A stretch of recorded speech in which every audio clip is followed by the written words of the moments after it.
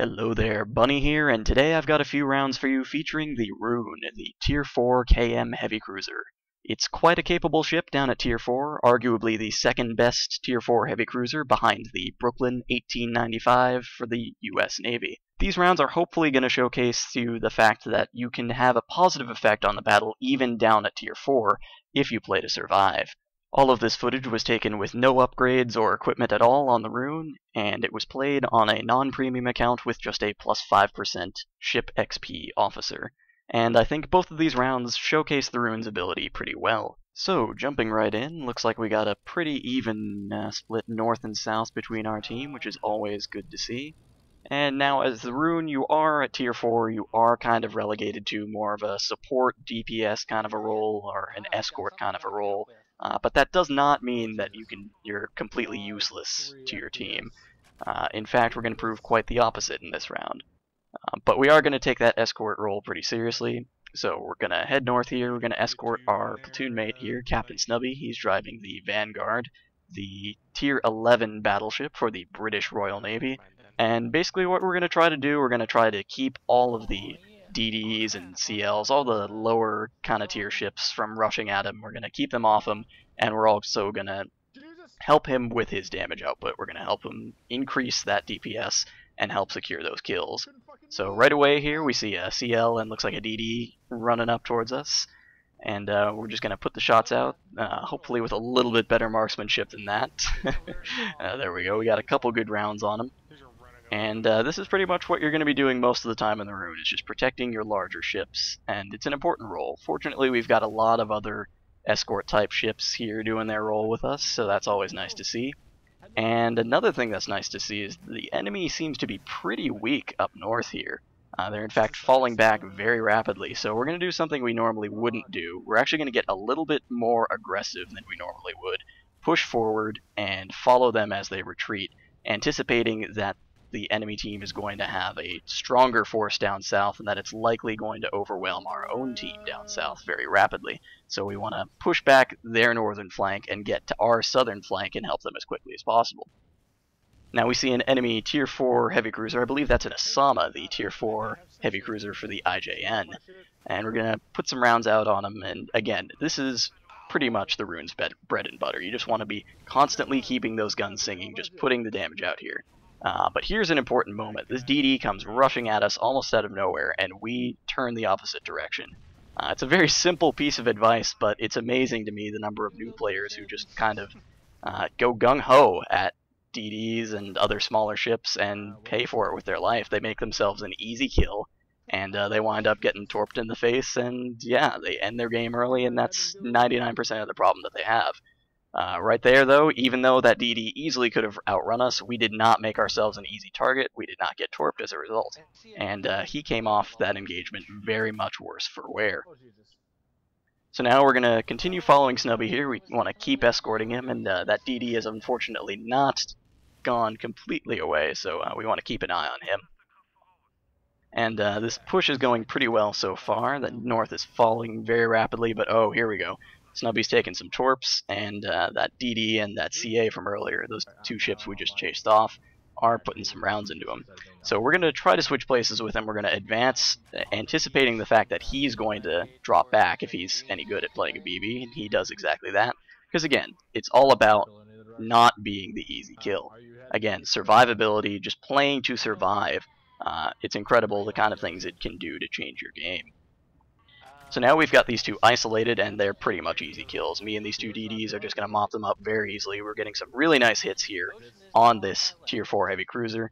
And in between our main shot salvos, you'll notice we're keeping our secondary battery firing as much as possible. And that's huge as well, especially on the Roon, which has a pretty good secondary battery. That's very important. So that DD goes down, and oh no. That is a Bismarck. We do not want to be anywhere near Bismarck. And oh gosh, he's still got armor. We can tell by those gray numbers. Oh, this is bad. But we're going to stay calm. And oh, there's torpedoes as well. We dodge those in the top left. Stay calm, load an AP salvo, and get a nice hit on him there. He is completely out of armor now, probably after that. And now he's just getting completely mobbed by all of our escort-type ships here, our escort squad. And that is just, you know, bad news for him. Our Iowa up in the north there is just free to rain down the shells on him, completely unopposed. And we come around here for a second salvo, but right as we get it off, he's already dead. So unfortunately, our role in this battle is pretty much over at this point. It was quite the fast battle, and it wasn't particularly amazing for us. We got 46k damage, which is good for a tier 4 heavy cruiser, but we can certainly do better. But the important thing is that more than half of that 46k came from the latter half of the battle, right before we ran into that Bismarck. And that just kind of goes to show what playing to survive can really do. You'd be amazed, just not being the easy kill, avoiding the silly deaths, the rushing to your death early on, can oftentimes, as it did here, double your damage. So play to survive, play to escort your bigger ships, and watch your damage get doubled. Moving right along, we have our second game here, and last game we got 46k damage, but we said that we could do a lot better than that, even though we're in the tier 4 Roon, so this game we're going to do exactly that. Unlike last game, we don't have a platoon mate, so we're going to start off by following this Admiral Hipper, the tier 9 KM heavy cruiser. And also, unlike last game, we do not have a very even split between our team right now. We only have 3 DDs going up north, and that is bad news for us. So one of the first things we do, we inform our team that the north flank is weak, and we therefore expect it to fall very quickly to the enemy advance. And what that means for us is that we're going to have to do a lot of work down here in the south, because we're going to expect that the north is going to fall very quickly, and we're going to have to defend our flank. So we want to mop things up down here in the south very quickly and prepare for that counterattack from the north. So starting off, we're going to put some shells, or try to put some shells, into this Cleveland, the tier 11 US CL light cruiser. But we're not very effectual there. It is a Cleveland, so it's not the easiest to hit. Then we see a bit of a juicier target, a Kitakami, that just ran into the ground there. So we try to get some shots into him, but keeping our situational awareness, we notice that we're getting a little too close to the enemy team, and oh, this Cleveland is noticed, and he wants our bum. So try to get out of that situation. We turn away there, and he ends up walking right into our BB line, so he does not last very long, fortunately. So keeping our wits about us, we notice that there's a couple of enemy CAs to our east here, but they're a little bit out of position. They're way in the corner of the map, so we're actually already going to start heading north and seeing if we can go about helping the rest of our team up north, who are still actually hanging on to life despite being pretty outnumbered. So we put some shells there into that radar station, which was on low health, and we neutralize it, which is very important. We rob the enemy of that extra line of sight that they gained from that radar station, which is huge, as we'll see throughout this game. Vision is extremely important, as we'll see. And this Nevada here puts a great salvo into this Revenge class battleship. It's the tier 6 battleship for the British Royal Navy, and he's on very low health now, so we're actually going to go and chase him down and try to secure the kill on him. And we can see him at this distance because we have this radar station now that our DD friend is helpfully capping. He cannot see us. We're a tier 4 CA, he's a tier 6 battleship, and yet he can do absolutely nothing to us because he can't see us. So he might as well just be a piñata full of free damage. Sadly, he manages to escape, but we got some good damage off on him, and we switch our attention to this Blucher over here, the tier 7 KM heavy cruiser. And similar situation, we've got sight on him, but he has no idea where we are. He may as well just be a piñata for us. As long as you're in the dark, you have a massive advantage over your enemies. But that can't stay forever. We see that we are starting to take shells, and oh yeah, they definitely see us. We're not sure what's lighting us up, we just know that we're visible, so we get out of dodge as soon as possible. But those two engagements right there should illuminate a lot, just based on the fact that we had vision on the enemy when they did not have vision on us. We were able to get off some really juicy damage on 2 targets that were significantly higher tier, and in the case of the Revenge, even higher class than us.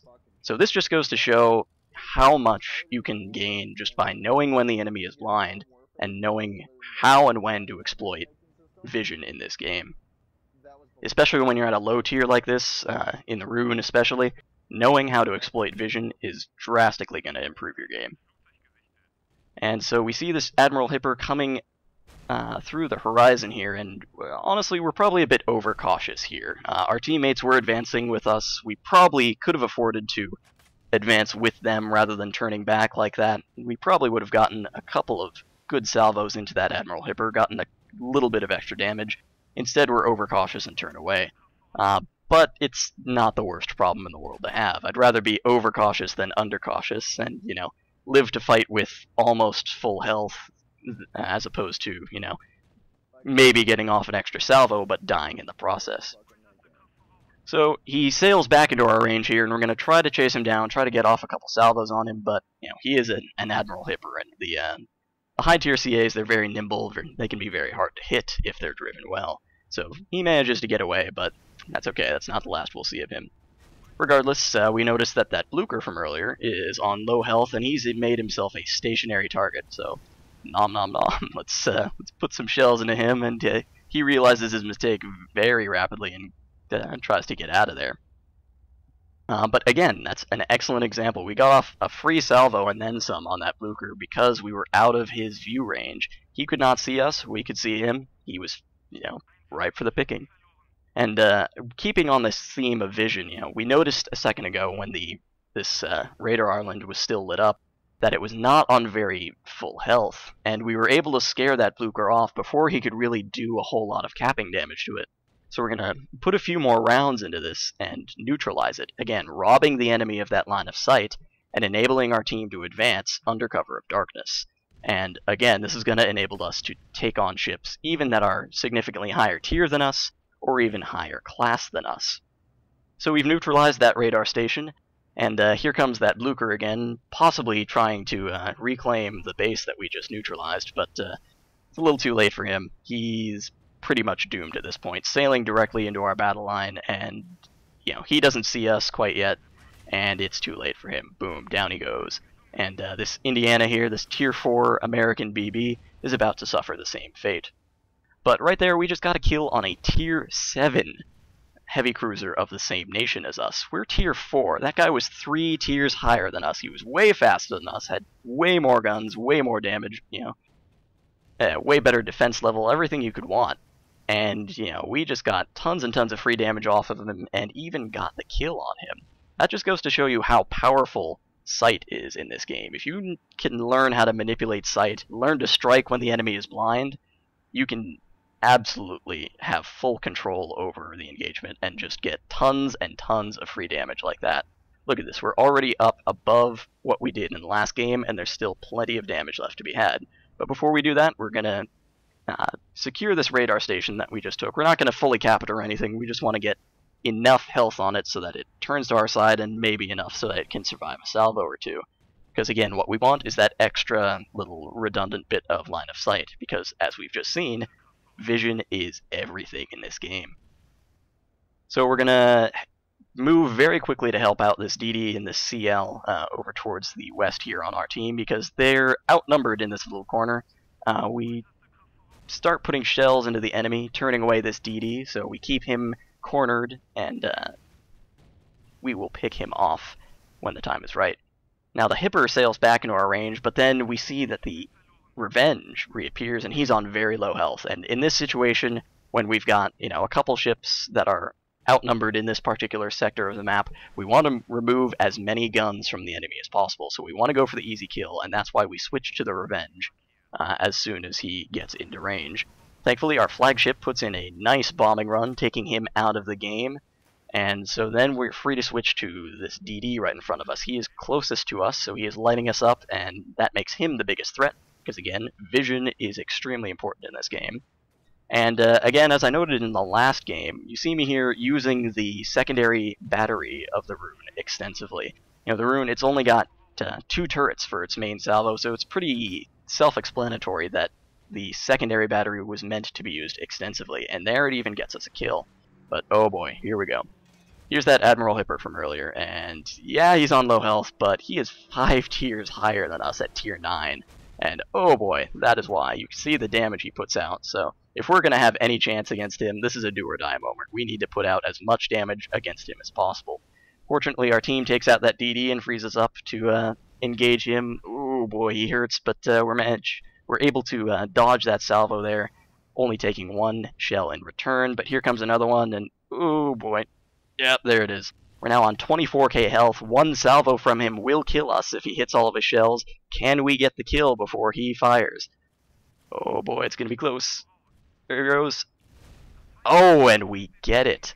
Oh my goodness. So that concludes this game. He was the last one alive, and we just finished that game with 101,500 attack in a Tier 4 heavy cruiser, proving that yes, even at Tier 4, you can make a huge difference in the battle. So that's going to wrap things up for now. Hopefully you found these rounds useful. Again, when you're at low tier, the most important things to keep in mind are to play to survive, play to escort your team, and keep in mind the power of vision. Know when to strike when the enemy is blind, know when to get the heck out of dodge when you're either too close to the enemy or when you're scouted, and if you follow these tips, you'll see that even at Tier 4 you can make a huge difference and rack up the damage. Thanks for watching, I'll see you again soon.